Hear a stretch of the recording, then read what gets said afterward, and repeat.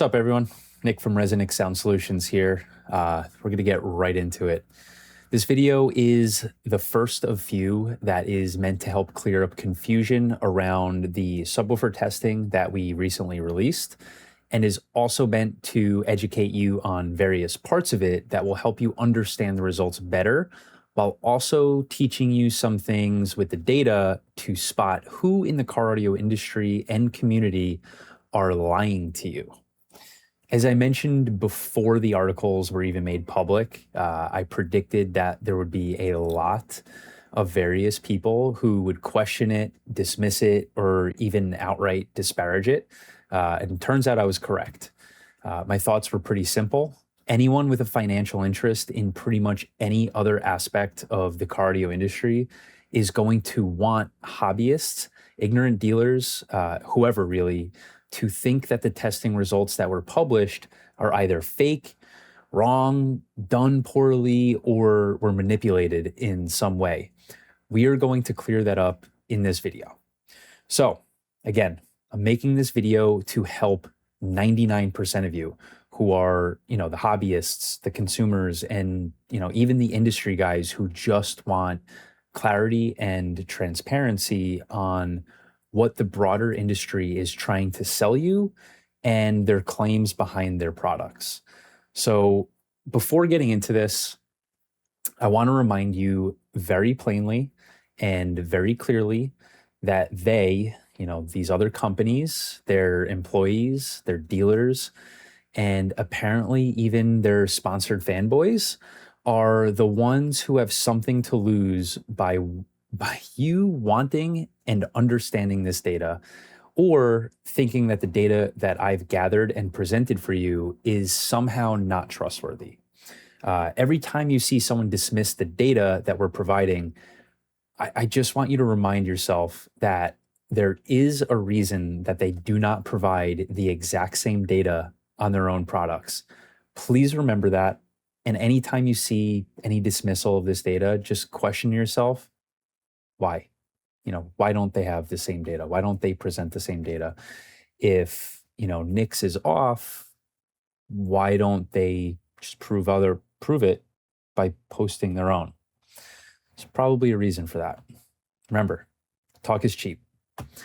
Anyways, I have a few topics that I want to go over in this video.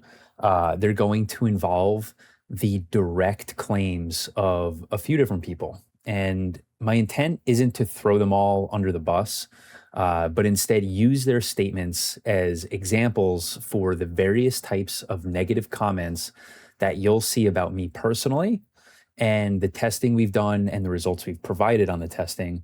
And, we're going to use these statements to clarify how things work, things to look out for, and in one case, what really happened.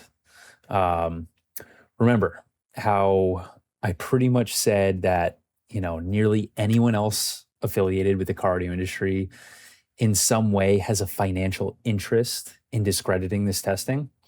Well, let's dive right into it. So we're going to start with something that is educational. I'm going to teach you something here. We're going to learn a little bit about BL, which is a component of a loudspeaker's motor force, but also how these results can be used to spot who is skewing their own data. Let's start by discussing my friend Nerigis. Most of you know him for his helpful YouTube channel called Rawcat. Nerigis is very impressive with how fast he's learning the technical side of car audio, and I genuinely applaud him for that. But there's definitely some things that he missed from not understanding the big picture when he made a post about my testing results. Now, this is not a dig at Nerigis. I don't expect anyone to catch this sort of stuff I'm about to show you. Anyways, Nerigis made a post where he provided a graphic that he made. This graphic took the BL curve provided by the manufacturer of the subwoofer that he uses as a front sub in his car, which is the stereo integrity BM11, and overlaid it with the BL curve of the same subwoofer, the BM11, from my test results. He made some note of some seemingly obvious differences, which were pretty much how the curve behaved, claiming that there's clearly a discrepancy. And he did so with a slight tone that it was me who has the discrepancy. Maybe I'm wrong about that, but that was kind of the way I took it, and a few others took it. Nergis, if I'm wrong about that, I'm sorry. But he missed the most important difference of them all. Let's get into it.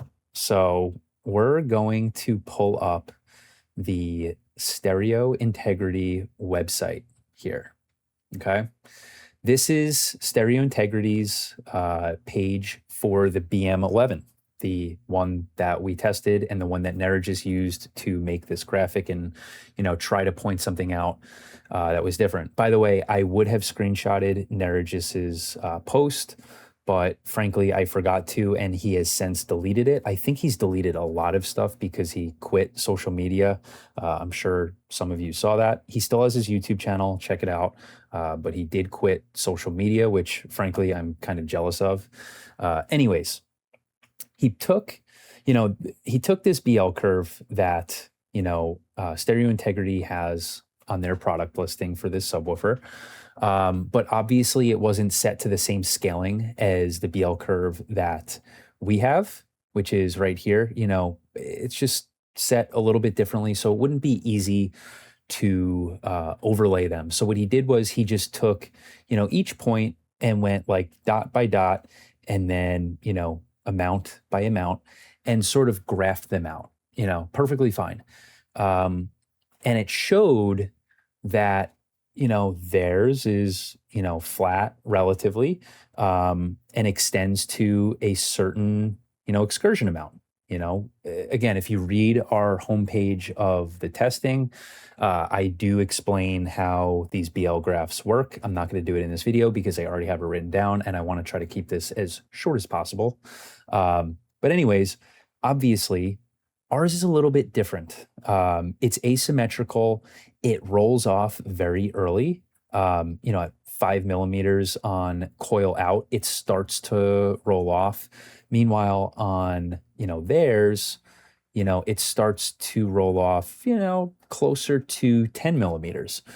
I'm not saying, I want to, get this out of the way now.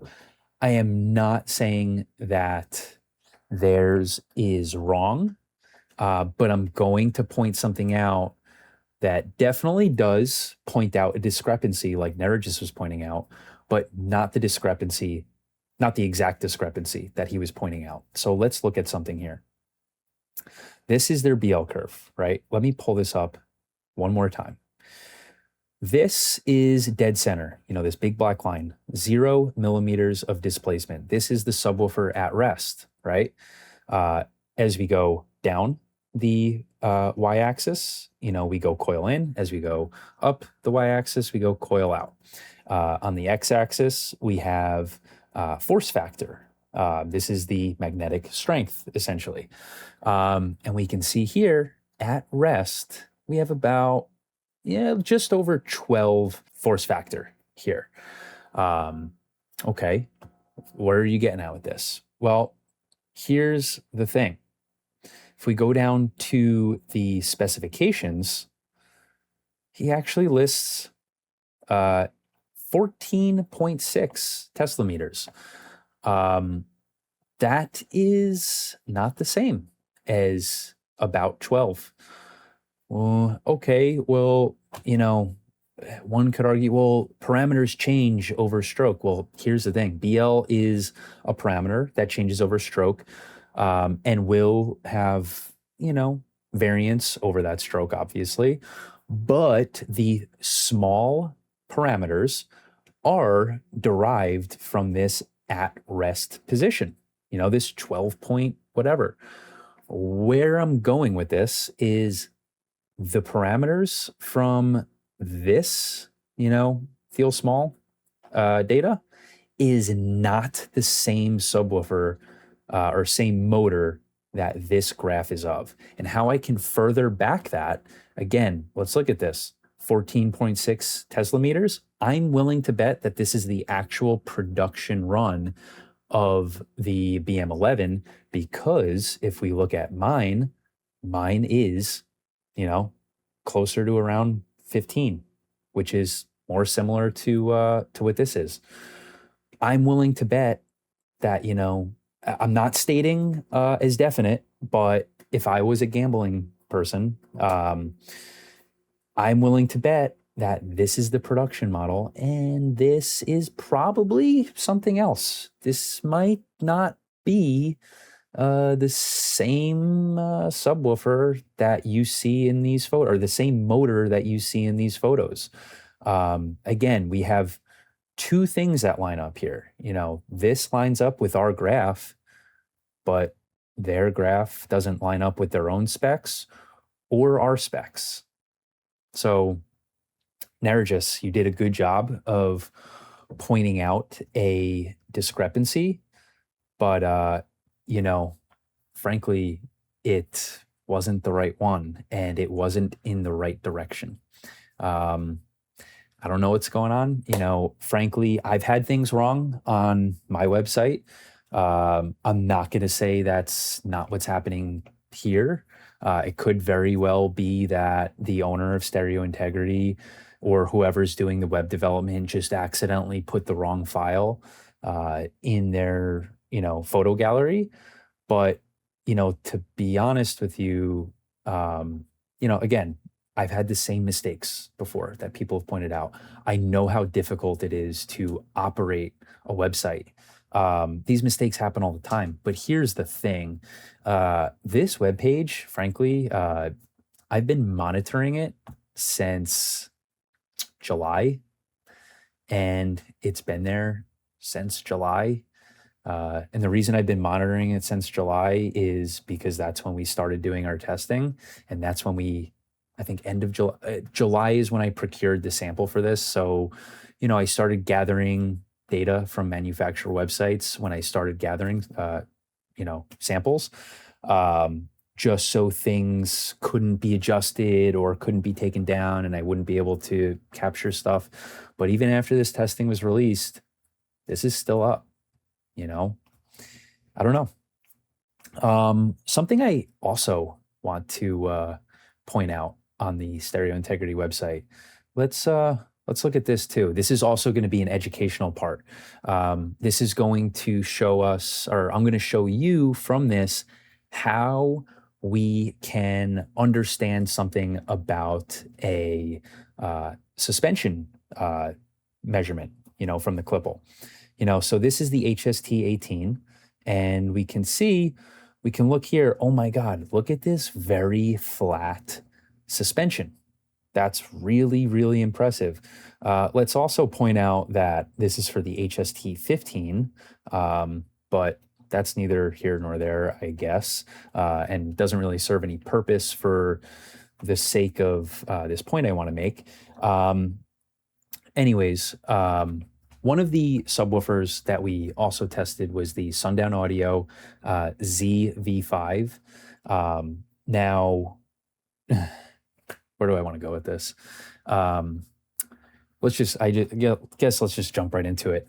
Drew Jones, who many of you probably know, I contacted him, via text message in a friendly manner. Him and I have a relatively cordial relationship when it comes to private interaction. Public things get a little different. That's not something I can really help, but I can't control what other people do. But when him and I just text each other, things are relatively normal. So I texted him, pointing out that the suspension of the ZV5, I'm not gonna show it. I guess I'm gonna have to show it. I didn't release this subwoofer's data yet, but I texted him pointing out hey, your buddy Jacob, owner of Sundown, he loves to talk about how his mega roll surround is, or mega roll suspension is super linear and, you know, very awesome, whatever we got to do. Um, and I have some, and the ZV5 has the mega roll or the mega suspend, whatever they call it. It has that suspension. Now, before I get into it, let me actually show. Let me see if I have a specific. No, I don't. All right, I'm gonna. Anyways, um, and Drew got back to me with like, what are you talking about? Your data is wrong. And I was like, oh, okay, like show it to me then.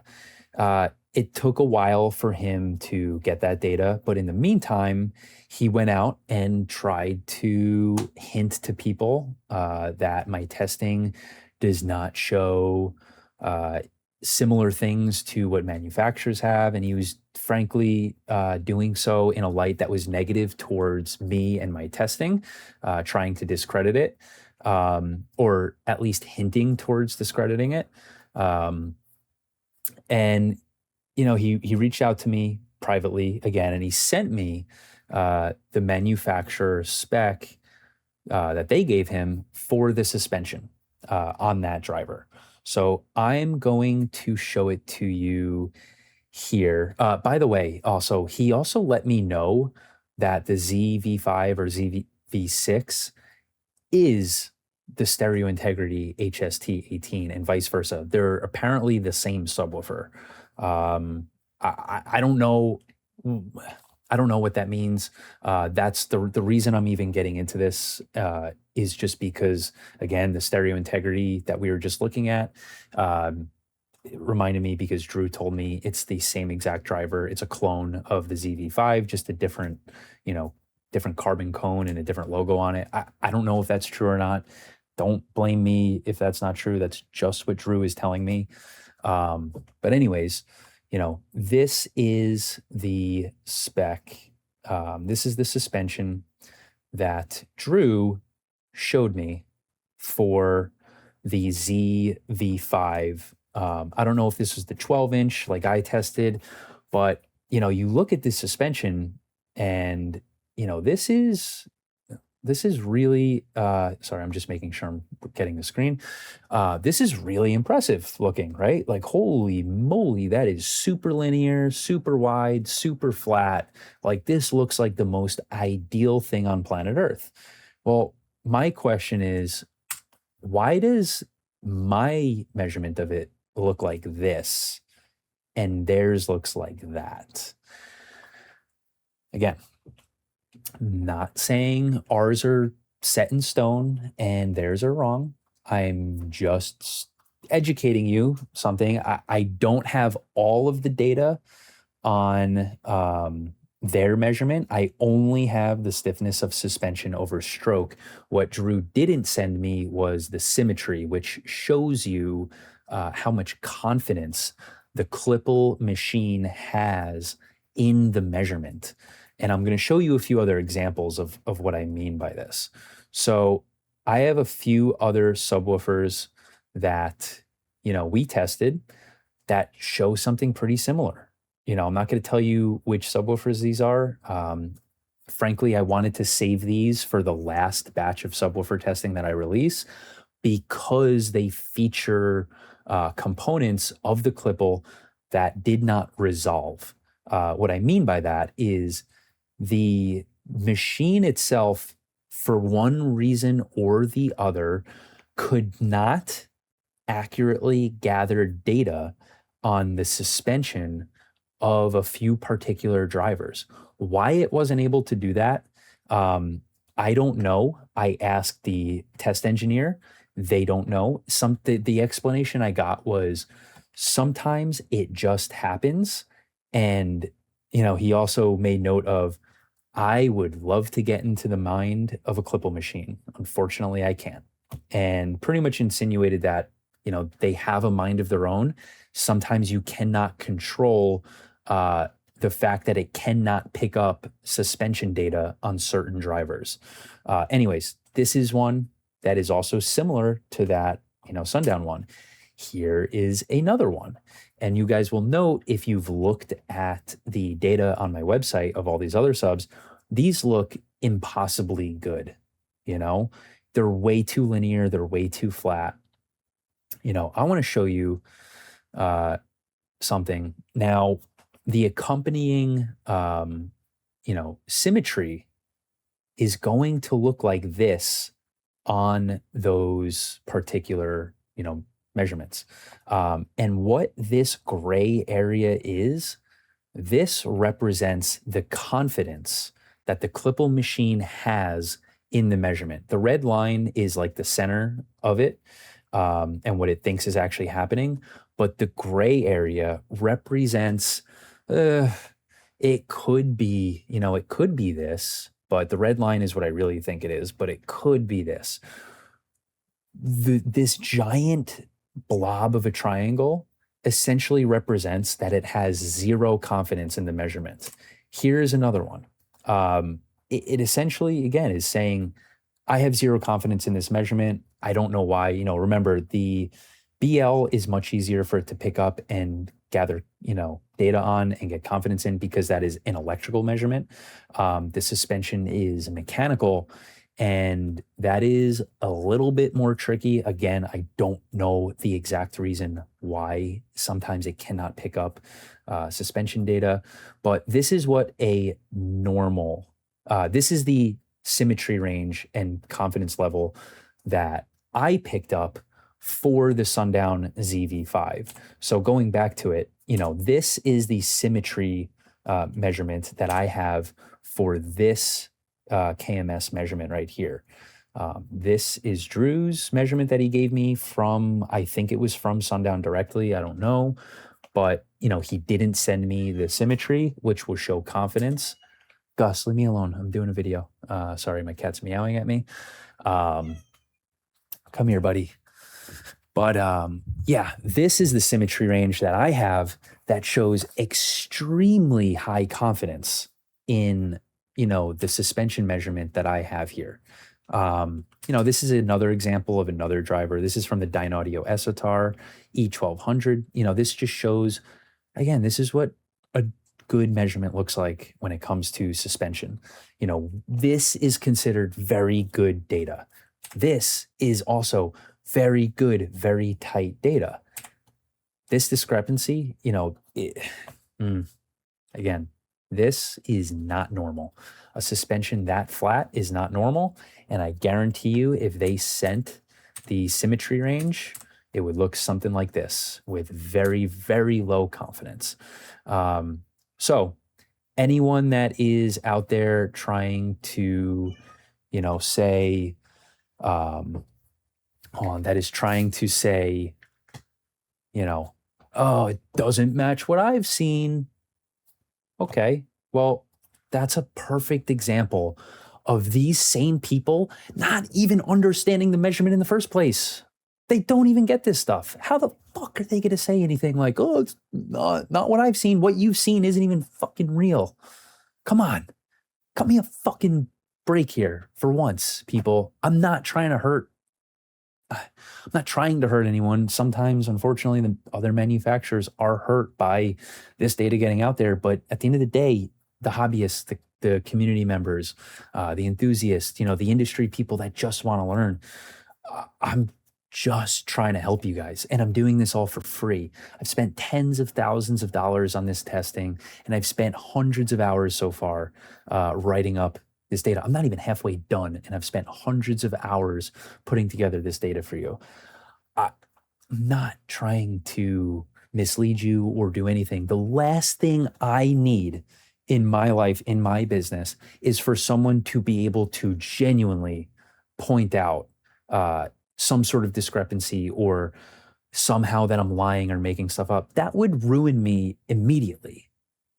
I went through great lengths to make sure that that couldn't happen to me and doesn't happen to me. I have so many people that want to try to prove me wrong, but I don't know. Anyways, again, when you see people going around saying, nah, doesn't match up what I've seen, and they don't back something, they can't back it, just question, at least do yourself the service of questioning, well, what have they seen? What do they know? Why would they say that? Do they even have the qualifications to say that accurately? And in this case, again, me and Drew are mostly fine. From my understanding, like I said, we text each other about this. It just seems like he didn't understand, and I educated him on this. I had an hour and 10 or hour and 15-minute long phone call with him on the weekend about it, explaining, hey, like this is how, and I showed him all. The reason I even have this folder of photos right here was because I was sending them to him while we were on the phone, and I figured I'd keep it for this video. And now Drew learned something. You guys learned something. Great. Anyways, let's go on to our next topic. In this one, this is topic 2 out of 4 that I have for you. So this topic is essentially, referring to me calling out the lies of people who are trying to spread rumors. So let me take a drink for a second because this is getting long.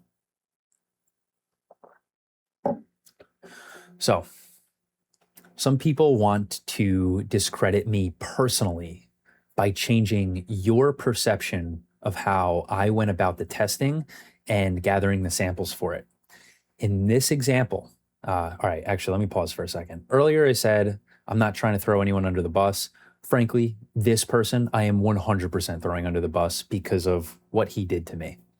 Anyways, in this example, Frank Turner, owner of Frank's Automotive in Longview, Washington, had some pretty interesting comments to make. Funny enough, I had only heard about Frank only a month ago, and that was because he reached out to me via email claiming to want to become a dealer for ResoNix. So I'm actually going to pull up those emails for you and show you how things went, how things ended, and then go right to his comments a month later, and we will see something interesting. One possibly important thing to note is that Frank is an AudioFrog dealer, from my understanding. He hinted so in the emails with me, saying he was currently doing an install with some AudioFrog stuff. The AudioFrog GB12 was one of the subwoofers that was released in our testing recently, and let's just say some people were surprised.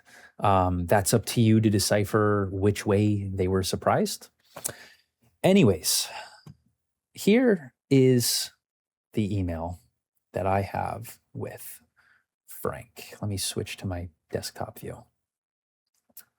Here is the email from Frank on November 4th, 2025. Frank Turner of Frank's Automotive wrote us, hello, longtime fan and small business owner. Longtime fan here and small business owner. My retail store is located in Longview, Washington, and I was hoping to see if I could be a local dealer for ResoNix brand products. The current brands I have available through distribution do not rank as good as ResoNix, so I would love to carry ResoNix as a premium option if you have dealer accounts available. Awesome. When I got that, I was like, oh, cool, great. We don't really do a lot of dealer stuff, because we can't afford the markup, the margin that some of these other brands do. That's not a topic for this video. Anyways, my customer service employee, Jesha, replied to him saying, hi, Frank, thank you for reaching out. I will bring this to Nick's attention and we'll get back to you as soon as we can. And she CC'd me on the email here. And, frankly, at the time that this email came through, It was extremely busy. I was just getting back from one of my best friend's weddings where I was a part of the wedding. I wasn't home. Like I was backed up. All this subwoofer stuff going on, warehouse stuff going on. Like it was chaos. I'm just providing context here. He didn't get any response right away. I probably read it and forgot like while I was away. This was some time later. Normally I don't do stuff like this. I dropped the ball on this one. I told him I was sorry, just got home from a wedding. Anyways, it ended off, saying, I was sorry about not calling yet. I've just been slammed. Can you give me a call at your convenience next week? This was on like during a weekend or on a Friday. And I heard nothing. You know what? Frankly, I kind of get it because he originally inquired on the 3rd. By the time I even said this to him and was even able to get back to him was on a weekend, like 2 weeks later. I get it from a business relationship standpoint, not acceptable. Totally get that. Anyways, a month later, this is what I see from Frank. This is on the Audio Frog enthusiasts group where someone was asking, oh, has anyone seen the data that came out? And Frank's audio motive, probably Frank Turner himself, it's from what I understand, a one-man show. What are we talking about? Any links to the material? And Victor Creed here said it's on a sound editing website. There's a huge banner. I'm not going to read all this to you. I'm just going to, read the highlights. A lot of us in the industry knew what he was going to do when he started asking for handouts, edit to other brands' subwoofers. A lot of people refused knowing the quality of that particular character. And then others even called what he was planning to do with those handouts. Okay, that's an interesting one because that is not what I did. I think many of you watching this probably remember me posting in a few various groups, hey, who wants to send me subwoofers that they have on hand? I'm going to do some testing on them. It was pretty much a open community thing. I've actually since deleted the posts because I don't want the people who volunteered their subwoofers to be dragged into any nonsense that an upset or disgruntled manufacturer might cause. I didn't want them involved with any nonsense. So before any manufacturer could gather data on who sent what or people giving clues to who sent what, I deleted those posts. But I'm sure many of you remember me doing that. Anyways, he also commented, actually Ken Creel even posted, asking for handouts, realized many of the drivers tested were loaners from people, that had them on hand. I think he offered to pay shipping, which I did. My UPS bill was asinine for that.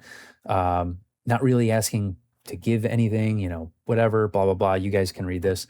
And Frank's audio motive responded, you don't think or you don't want to believe? Definitely a sneaky snake, that's for sure.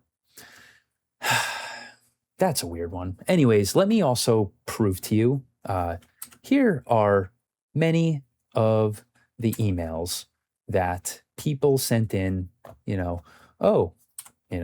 I have these subs, you can borrow them. I have these subs, you can borrow them. There are plenty of them. These aren't all of them, but there are plenty of them. I didn't reach out to anybody for a handout.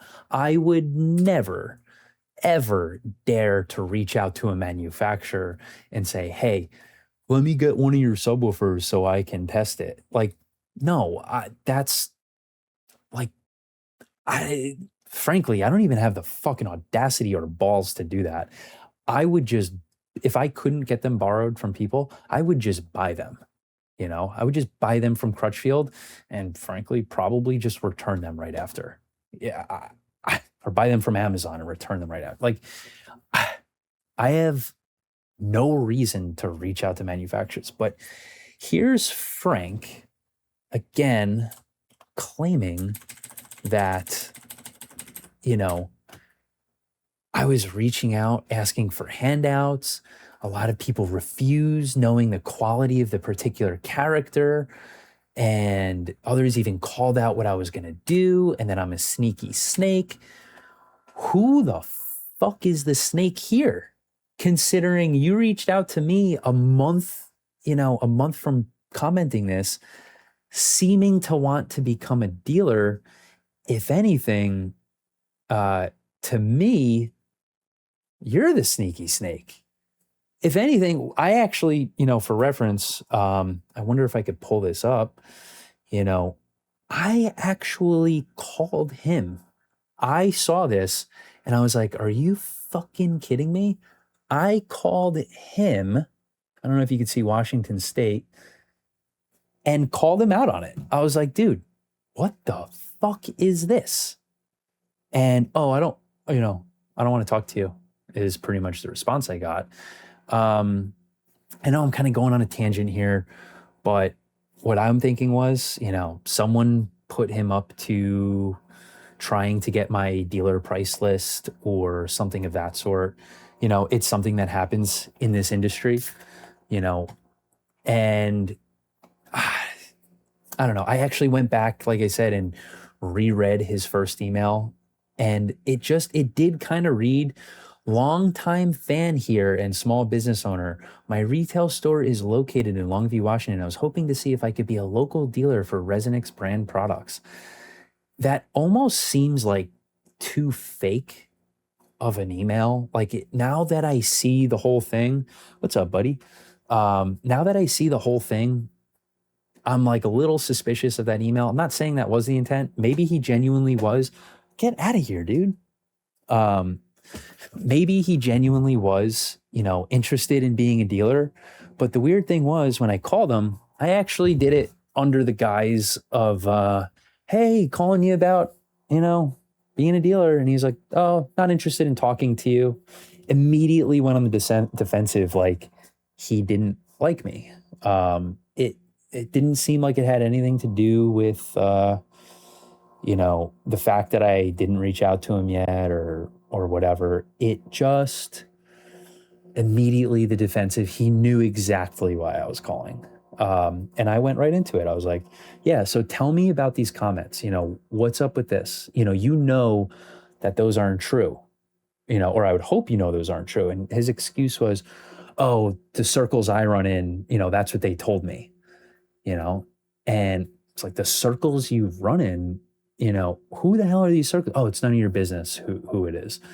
Okay, well, don't you think to ask questions first? Like maybe draw your own conclusion of someone's character, maybe do a little bit of asking around before, making posts from your business account that are that crazy and, that ridiculous.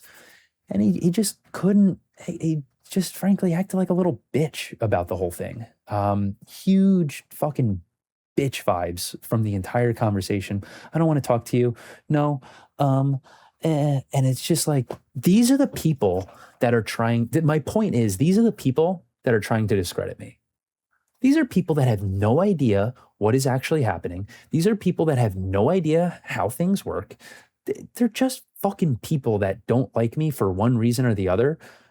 Sure, don't like me. I don't care. I don't like you either, you fucking loser. Anyways,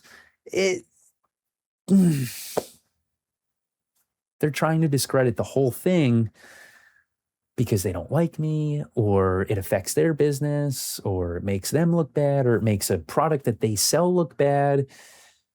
Or I don't know. I'm making assumptions. I have no idea why, but this is what's happening. So for those that actually care about this data and are starting to question, what do I actually believe? This is the inside scoop of what's happening, on the back end of things. The things you see in the Facebook comments and messages and stuff like that, you're not seeing the stuff that I'm showing you in this video. This is the context that you are all missing. So for every person that is saying some wild, outlandish shit like this is the backstory behind it. This is the proof that I unfortunately have to dig out and waste my time to show you guys that yeah. And you know what? most of you guys are going to say, Nick, why are you even wasting your time? Just let it speak for itself. The people that care are the people that care. Frankly, I'm defensive of this. I spent so much time and so much money. So far, I've spent about $23,000 on this testing, and I've spent about 300 hours doing the write ups, and I haven't even made it through half of them. You know, developing the ways to write about this, developing the ways to come up with all of the scoring, the ways to, interpret things, the web development, everything, the inputting of data into Excel sheets, uploading. There's so much time has gone into this, and I want it to be perfect, and I want it to serve you guys a benefit of being able to decipher the products that you're buying. And instead of just listening to some bullshit marketing materials that are probably lying to you, I want to educate you guys and arm you guys with information so you don't have to rely on that shit, because these other manufacturers have been getting away with it for way too fucking long. The DIY mobile audio forums from back in the day when NP Dang and Aaron Hardison were doing these testings and, calling this stuff out. It was great. And this stuff hasn't been out there for years. It hasn't been out. No one's done something like this in the car audio industry in years. And I have to deal with these people after all this money and all this time trying to discredit it. But on the back end, I know that they are full of shit or don't know what they're talking about, or just flat out lying. And it's like, fuck. Frankly, yeah, I'm going to defend myself. I'm going to show you guys how full of shit these people are. Not only how full of shit some of these manufacturers are, but how full of shit some of the people that are defending them are.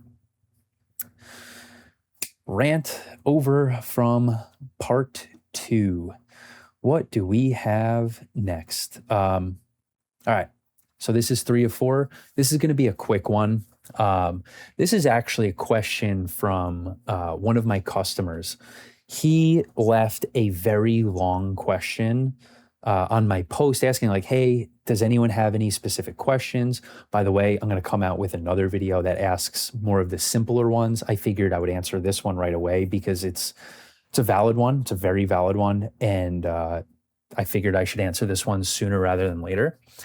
His question to me was, and this is summarized because it was very long, how can you justify using only a single QA passed sample per model in Klippel testing to make generalized or competitive performance claims given normal unit-to-unit production variation? Now, again, I just took his very long multi-paragraph question, put it into ChatGPT and said, make this a short question for me, for what he's asking here.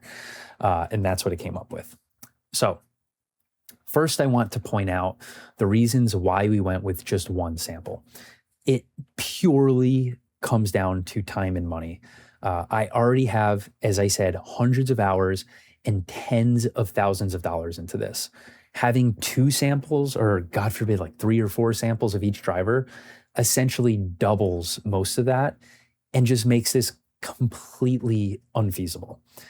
Also, they're subwoofers. They're very, very simple products, very simple mechanisms. Before I get into this, another drink.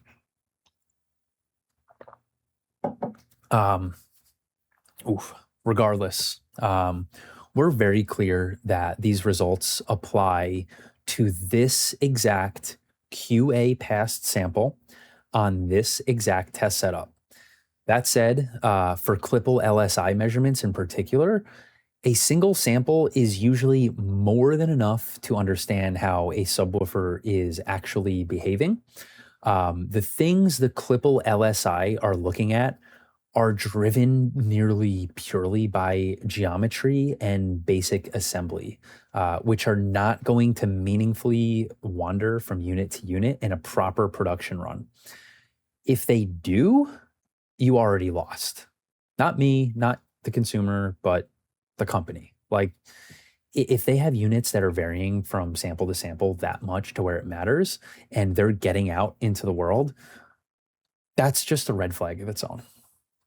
Anyways, the motor geometry and its basic magnetic force is what sets BL over stroke. That geometry does not change in any near meaningful way from sample to sample. The coil placement, the voice coil placement inside of the magnetic gap is what sets the BL over stroke symmetry.